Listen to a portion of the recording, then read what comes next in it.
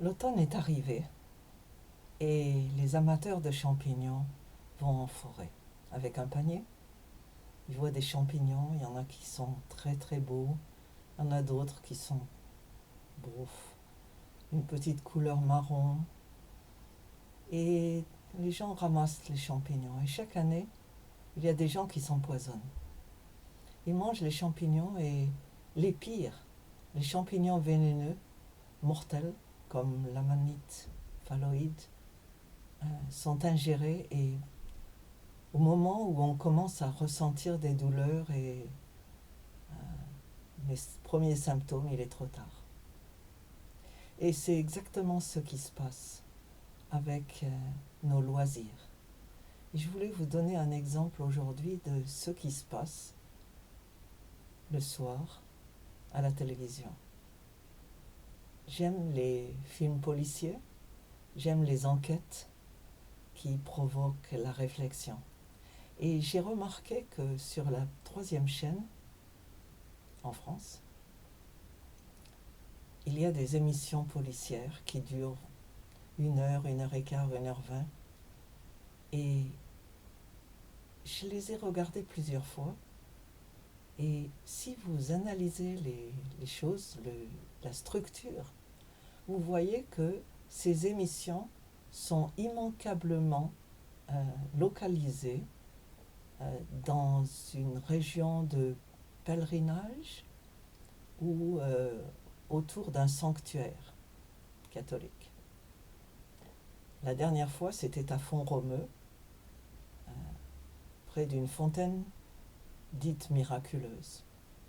Une fois, c'était à Lourdes, dans le sanctuaire marial. Une autre fois, c'était à la Chartreuse. Une autre fois, c'était à Aiguebelle. Et chaque fois, le meurtre a lieu soit dans un sanctuaire, soit près d'un sanctuaire. On peut n'y voir que du feu, bien sûr.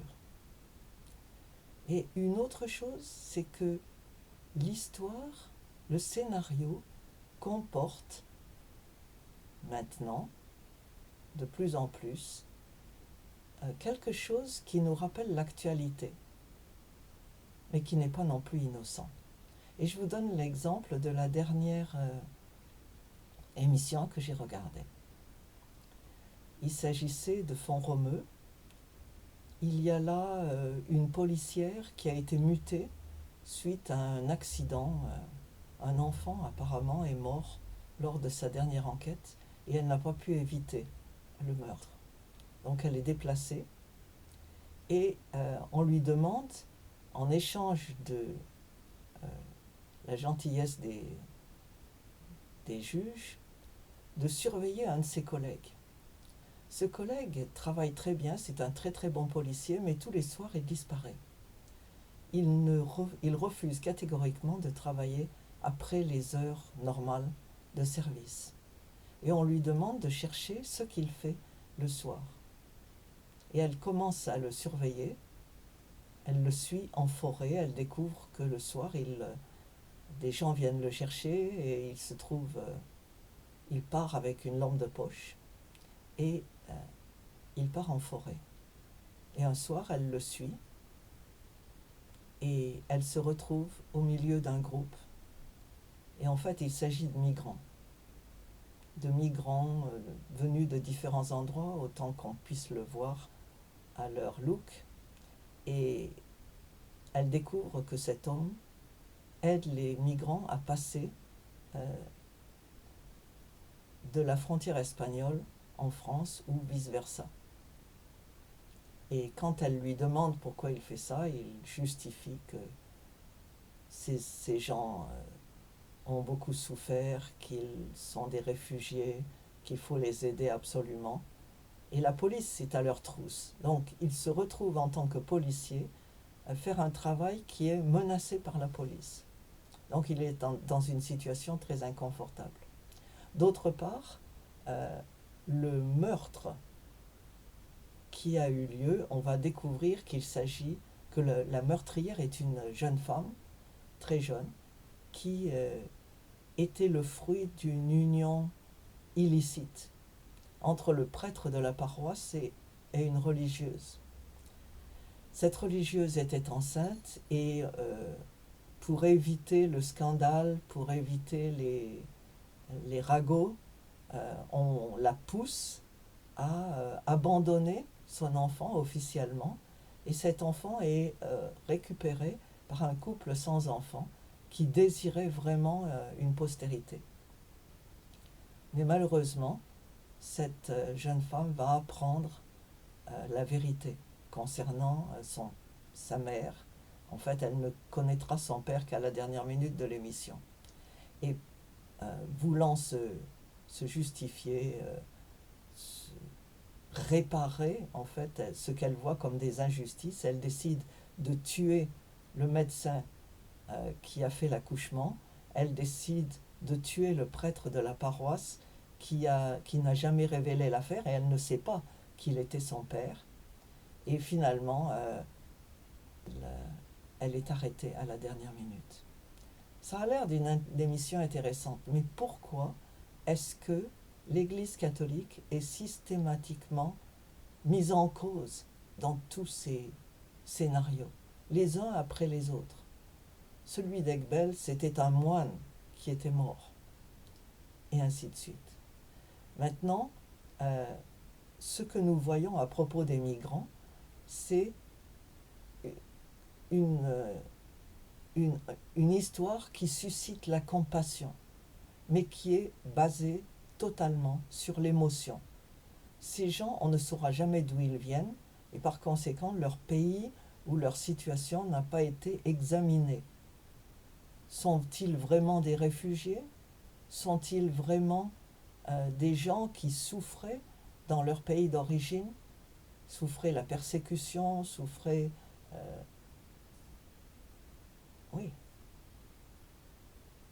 étaient menacés? On ne saura jamais. Tout ce qu'on voit, c'est un groupe de réfugiés qui veut se déplacer.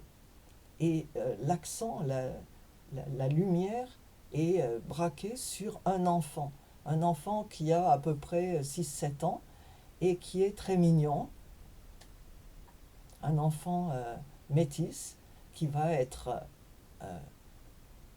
arraché au groupe par les circonstances, la police arrivant pour les arrêter tous, et finalement il sera adopté par la policière qui était sans enfant et qui va finalement se marier avec le policier devenu passeur. Cette histoire est une propagande, puisqu'elle n'est pas du tout analysée, le sujet étant le meurtre, bien entendu, c'est un policier. Mais la situation des migrants est là pour faire pitié, pour susciter la compassion, la pitié, et ô pauvre enfant qui se trouve tout seul, non seulement non accompagné, mais franchement petit. Et comment est-ce qu'il est arrivé là? Personne ne le sait. Et la théorie là, c'est il faut accueillir ces gens-là. La police est méchante, la police est cruelle, si bien que le policier démissionne pour donner tout son temps à ce passage des migrants tous les jours. Où ils vont, d'où ils viennent, n'est jamais présenté. Pourquoi est-ce qu'ils viennent? Est-ce qu'il faut vraiment les aider? Tout ça n'est pas présenté. Tout ce qu'on présente, c'est de pauvres gens qui ont besoin d'aide, et les policiers sont là seulement pour les torturer, puisqu'ils veulent les arrêter, alors que rien n'est donné comme les présentant comme devant être arrêtés. Et donc, ça n'a l'air de rien.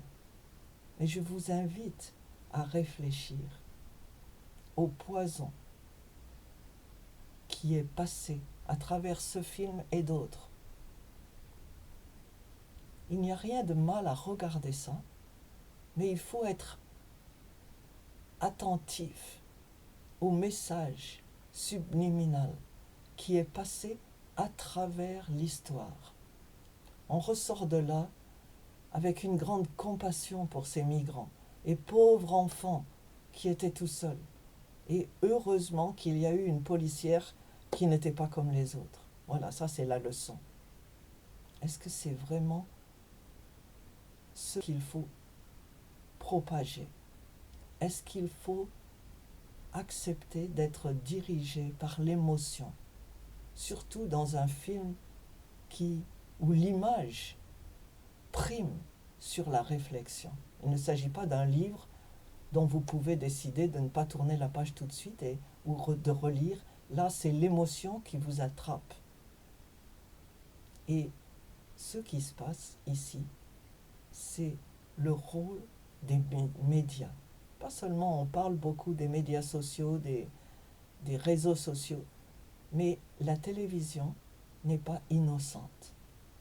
Récemment, ma chaîne préférée, jusqu'à maintenant, a commencé à présenter chaque soir une analyse des fake news et de la vérité pour corriger ces nouvelles qui n'en sont pas. Qui lui a donné ce rôle d'enseignant de la vérité?